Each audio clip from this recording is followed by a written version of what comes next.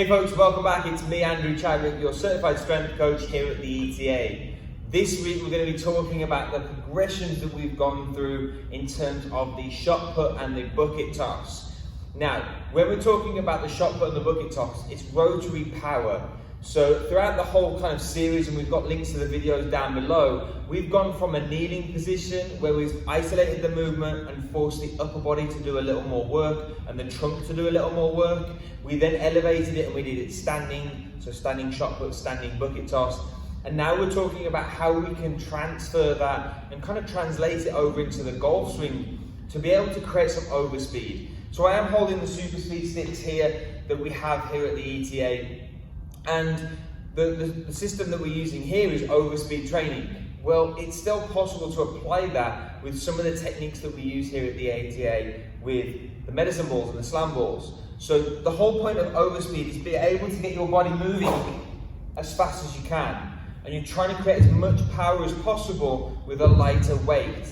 Now the other part of overspeed training is being able to get the body to move faster through planes of motion, not necessarily with just lightweight, but slightly heavier weights as well. So one of the big things that I really like to do is bucket tosses, shot puts, thrusters, slams, all those kind of ballistic style exercises for the upper body.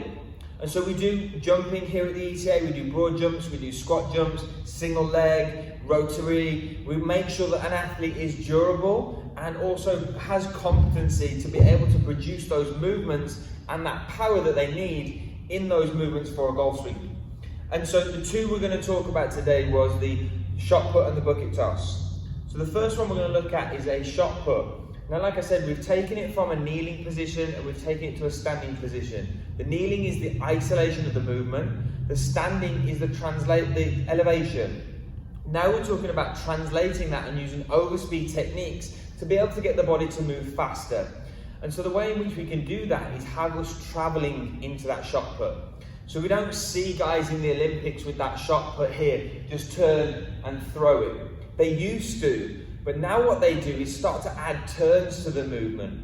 And what they're trying to do is generate more speed and more power by bringing in the lower body. And so when they get to that final position right before they let go, they throw all that kind of power from the lower body that they've been creating as they're turning in that circle to plant that foot, throw, and then twist.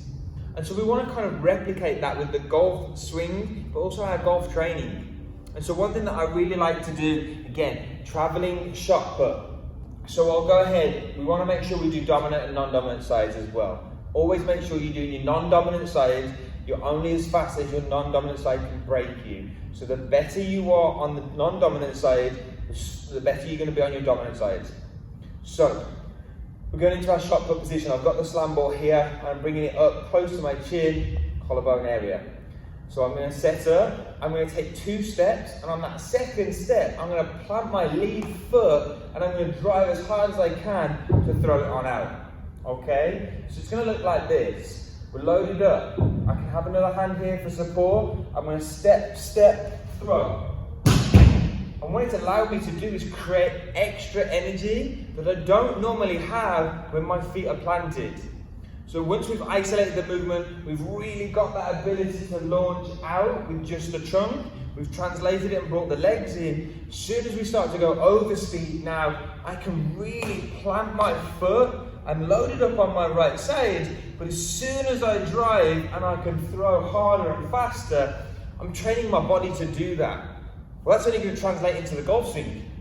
And so once we've done the shot put and we've kind of worked through that and we've got the technique, the second one we're going to look at now is going to be the bucket toss. So we've just gone through the shot put and the travelling shot put. It's kind of the Happy Gilmore style of training. But again, it's that overspeed about generating as much force as we can. We're going to do the same now with the bucket toss. Again, dominant and non-dominant sides. We want to make sure that we're training the non-dominant side. It's our ability to slow the body down or a braking system, and we can only go as fast as that non-dominant side can slow us down. So, with the bucket toss again, we're no longer at the chin, kind of chest height, we're down at the hip this time. Again, it's rotary force, being able to drive the hips, produce that force and out. So what I really like to do here, I start in the center. I'm going to take 2 steps. On that second step, I'm going to plant that foot and I'm going to throw as hard as I can from the hip. Notice, as soon as I plant that foot, my weight's on my right side, but I'm ready to now drive it across into my left hip, like the golf swing. So 2 steps, plant that left foot, that lead leg, drive that ball out as far as you can. Ready? Here, step, step, throw. Again, I'm finishing in that golf position. I've gone from that right side over the left and out. And I'm just going from that hip to drive out as far as I can. Folks, that's this week's Friday Fitness. Go ahead and make sure that you've isolated these movements, elevated them, and now we can start to translate them over into our golf swing. Make sure if you haven't, check out the Super Speed stuff. This isn't a promotion for them or a paid ad. It's just simply something that I could recommend that you would have a look at that can help with you with that speed strength side of portion or the speed strength portion of your training to help you move faster.